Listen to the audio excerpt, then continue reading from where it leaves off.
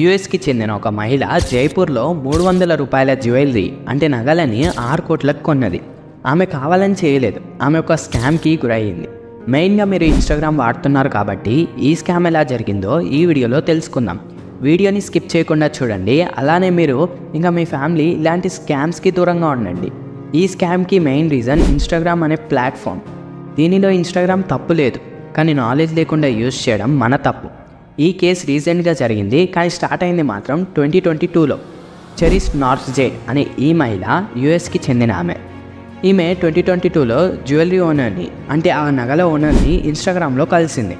Last 2 years నుండి ఈమె 6 crores జ్యువెలరీని ఈ ఓనర్ కాడ కొన్నది.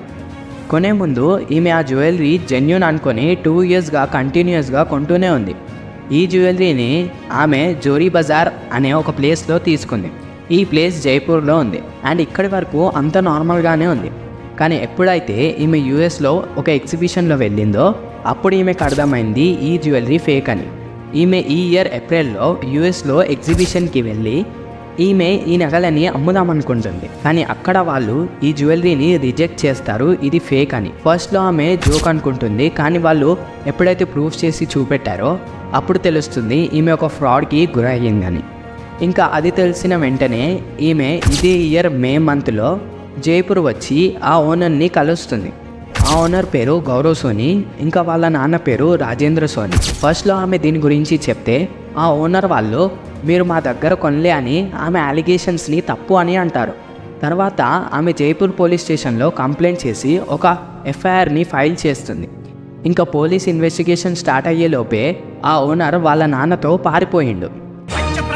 పంచాక్షరితో శివుని పిలుచు సంకల్పమై ముంచుకు వచ్చే మృత్యువు కందని మార్కండేయుడవై.